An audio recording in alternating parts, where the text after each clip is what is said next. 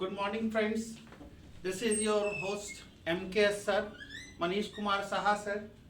I have got a teaching experience of almost 10 years and I have taught in the brand like Sri Chaitanya IIT Academy and Narayana also.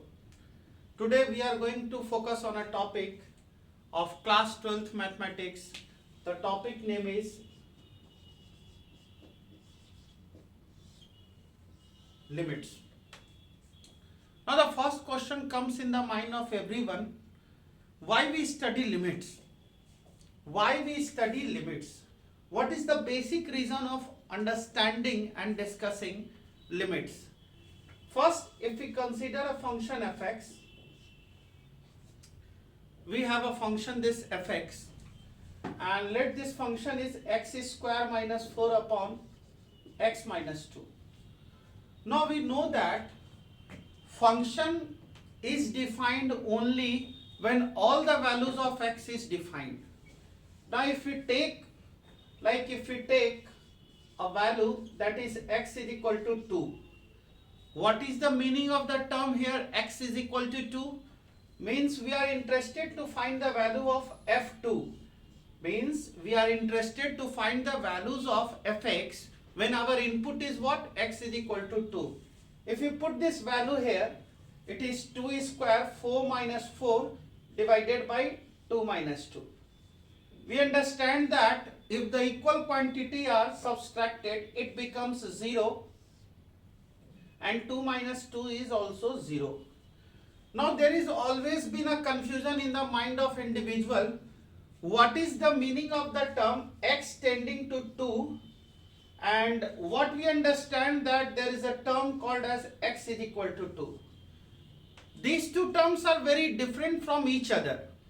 When we say that x tends to 2, it means that there are two ways of approaching towards a number which is 2. The first way of approaching the number towards 2 is we can take a number which is larger than 2 like 2.0001 itself. The another way of approaching towards this number 2 is what?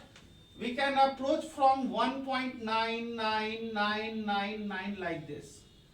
In mathematics, when we approach a number, when we approach a real number, let's take up example 2, then we say that there are two ways of approaching. First way is called as from right hand side and the second way is called as left hand side. Just try to understand this concept on the set of real number. What is a real number? A number is called as real number if it can be represented on the scale of real number line.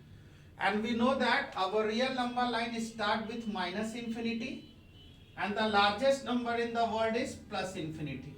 We have made the symbol here starting from minus infinity to plus infinity. Now we can write the number 0 here. Any number which is greater than 0, it is called as positive number. And any number which is lesser than 0, it is called as negative number. Now if we want to approach towards 2, there might be two possibilities.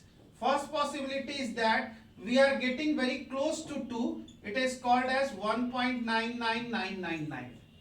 Whenever we take a value lesser than 2, then it is called as left hand side, that is 1.99999. Whenever we approach to a value greater than 2, then that number is called as right hand limit. This number is called as 2.0001. In the classical book, classical terminology of mathematics states that if we want to find the values of x tending to 2 and the function is x square minus 4 upon x minus 2. What we already understood from our previous discussion, that this was the function, this is the function. Now by putting a value which is x moving towards 2, we get a dubious nature of the function. It takes the form 0 by 0.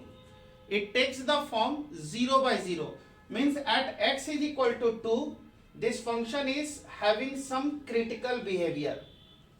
It means that we cannot take the values x is equal to 2. That's why I have written x not equal to 2. Now if we try to understand its logic, when x is not equal to 2, then x can approach towards towards a number 2. Either it must be greater than 2 or sometimes it must be lesser than 2. Therefore, we have defined two types of limit. First type of limit is called as a value of x which is greater than a, then it is called as a plus h. It is also called as right hand limit. Whenever the values of x is lesser than a, let's take up 1.99 or a minus h, then we say that it is left hand limit. Now the first question that was in the mind of everyone, why we study limit? What is the reason for studying limits? The answer for this question is very simple. We understand the concept of limit only for the reason if the function in its domain, takes such values of x which is not defined, ND, not defined. It means that our example was what? Fx is equal to, it was x square minus 4 divided by x minus 2. And we write that when x is not equal to 2. It means that the function has assumed a form which is meaningless. And this form is what? 0 by 0 form. 0 by 0 form. This form is what? 0 by 0 form. Now in mathematics we call that this form 0 by 0 is also called as indeterminate form. Indeterminate. By the term it is very clear, indeterminate means it is very difficult to determine. There are total 7 forms in mathematics. They are called as indeterminate forms. They are what? First, that we have already discussed, 0 by 0.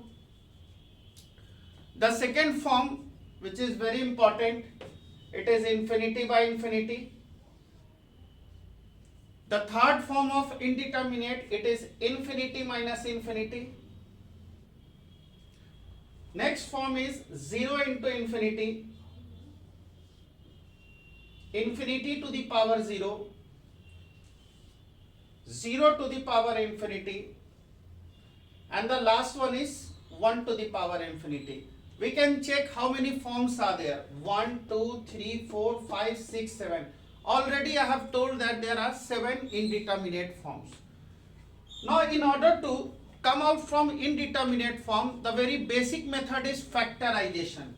What we are supposed to do with this problem, limit x tending to 2, and the problem is x square minus 4 divided by x minus 2. We understand that when limit x tending to 2, we can write the factor here.